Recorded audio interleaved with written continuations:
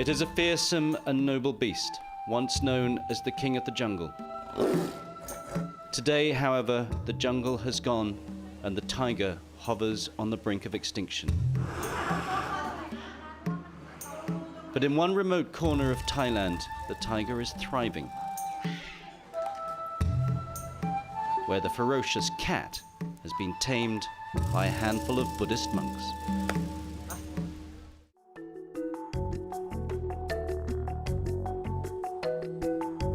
The lush green forest that once covered the flat plains of Southeast Asia. A fertile sanctuary for animals and plants that lived here for millennia. Thousands of square miles of dense, untouched jungle, sheltering exotic species from elephants to insects, and the king of the beasts, the Indo-Chinese tiger. But the tigers are now on the brink of extinction. 97% of the world's population has been wiped out in just 100 years. In Thailand, only 250 survive in the wild, in nature reserves like this. Protected by forest rangers from poachers and hunters, the rangers are lucky to find even a paw print. Tiger.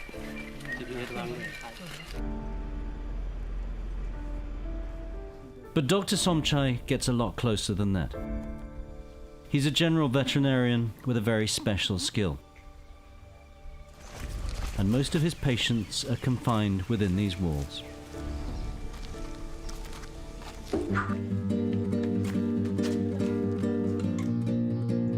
Inside is a sanctuary, a place that's become home to one of the world's most endangered species. It's a spiritual home and a business worth millions of dollars every year. It's a place of contradictions, but are the inmates there for their own protection, or are they being used?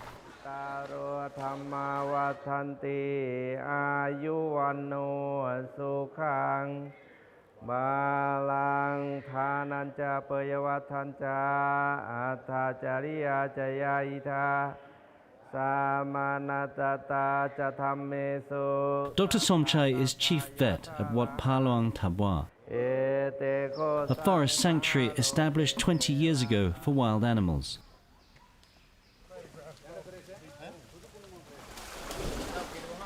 A 120 tigers now call the temple home. The monks say they live in harmony with these huge beasts. Their natural instincts have been curbed. Please imagine this, the lands of the temple official now is 200 acres. It's like a big safari. From the beginning, I treat the female tiger came here on February 1999. So starts to be tiger temple from that time. And now I take care of so many animals. Dr. Somchai is probably the least popular man in the temple. The tigers know a visit from the doctor means pain. Meg. He know that I will do something. Tiger have sixth sense. Yeah, now he know that what I will do next. He don't know that what I will do next. But whatever, you must try and do faster that you can do. So this is the way. He's trying to scan this 4-month-old cub's microchip, but it's not easy. Because he a male tiger, so like he try to dominate any other persons, and he not fear anything else. He try to facing with you. This is not normal. The embedded chip holds all of the tiger's vital information, vaccinations and parentage. This is vital for the temple's breeding program. But how did it all start? And why a temple? The abbot, Pra Achan Pusit, is an old friend. He'd asked Dr. Somchai to help with an injured female. That was 14 years ago. Back then, the abbot suffered from leukemia. As he prepared to die, local villagers asked him to look after a dying tiger cub. Believing they shared the same fate, he established the Tiger Temple as a shelter for this endangered species.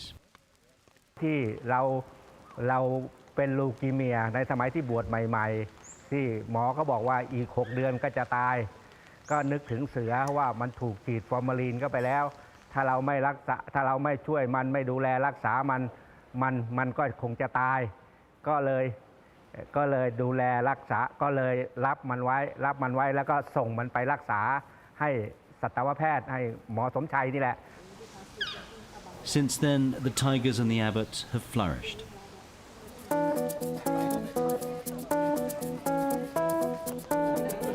It's not just the monks who share the company of the tigers. Thousands of tourists visit the temple every day. They come because this is one of the few places they can get close to one of nature's largest predators.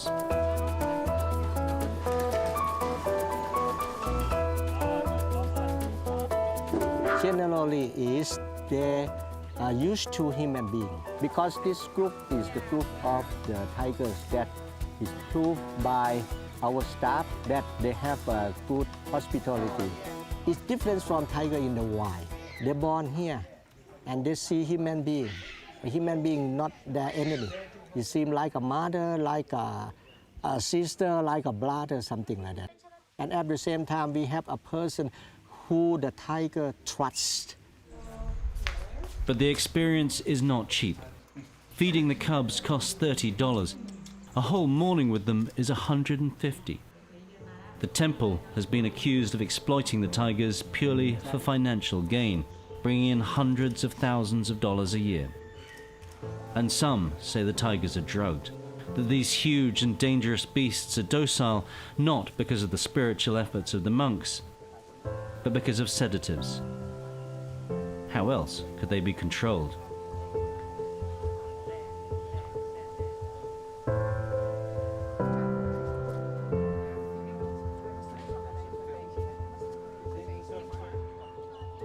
Dr. Somchai is used to these accusations.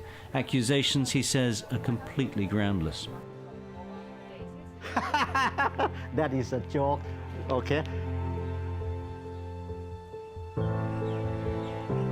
You think that the tiger here is unhappy?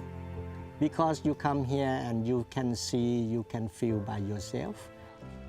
And if they were using drugs, it would be hard to hide from the volunteers who handle the tiger's daily care. Tanya is our staff, I think, more than 3 years at this time. So our staff and every volunteer, every morning, they will use this. So I tell them is the ratio how to use is 1 teaspoon for 1 kilogram of chicken. So 6 chickens in 1 bucket, so 9 kilograms. So you can use this. It's good for tiger. Okay, thanks, Dr. Somchai. Thank you.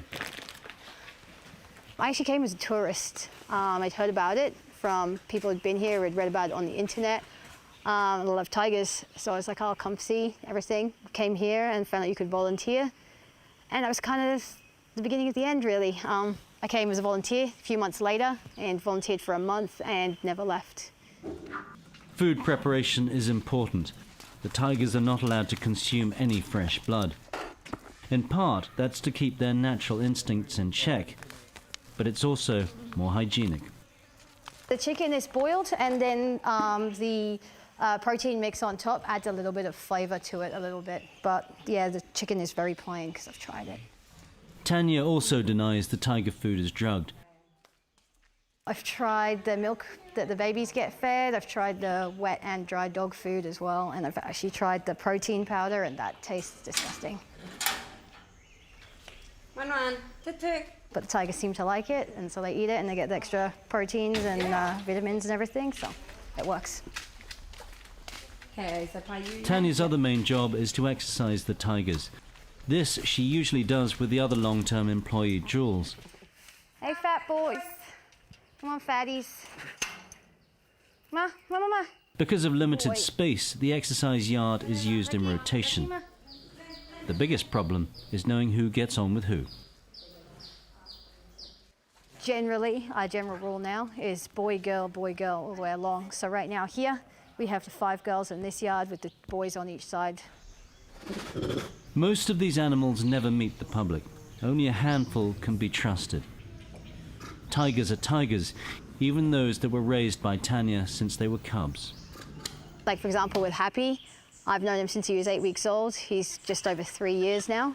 I will never trust him completely. I'll trust him more than most of the cats here, but there's still, I will never turn my back on him. I will never give him that chance because you just never know.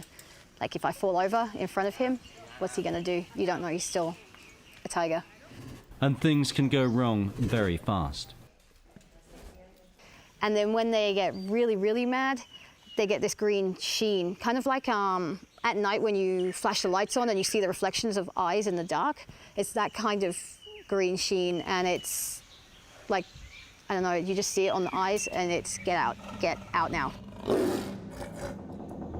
That untamed aggression can have disastrous consequences. Earlier this year, a tourist was petting one of the tigers when it turned and bit her leg. She was lucky to escape with her life. Because of that natural instinct, the majority of the tigers are kept behind bars. As Tanya knows, some tigers will never be able to mingle with humans.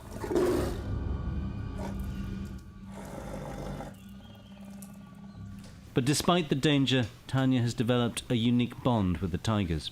It's like, I'm actually a dog person, so I see them more like dogs, but I love the cat part of the independence that they have.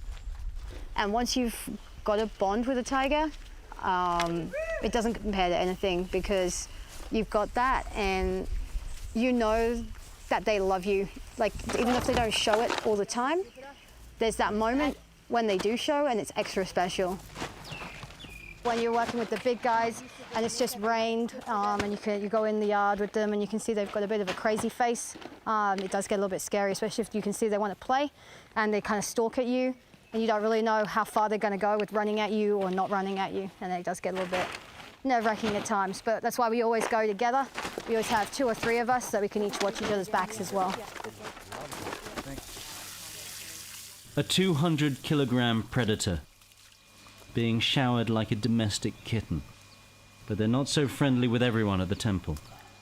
Unfortunately for Dr. Somchai, the cats don't like him and they know exactly who he is. And funnily enough, we had another day, we had a tour guide come in who looked like him, and the cats all went off at him as well, and he couldn't figure it out, and we were like, you look like the vet.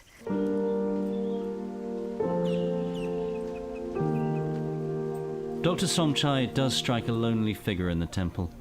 It's not just the tiger's daily care he has to think about. He's responsible for the financial future of the temple and the tigers.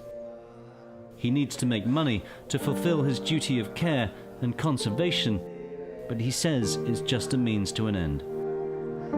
If we have more money, it will be good. More and more, it will be good. More power of money, but we are master of money. More money, we can do more good action.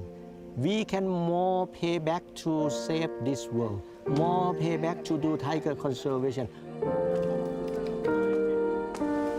He knows the Tiger Temple is not a perfect home. He'd like to see his patients roaming free. But the tiger's natural habitat disappeared long ago. And in a modern world, this is the best chance they have for survival.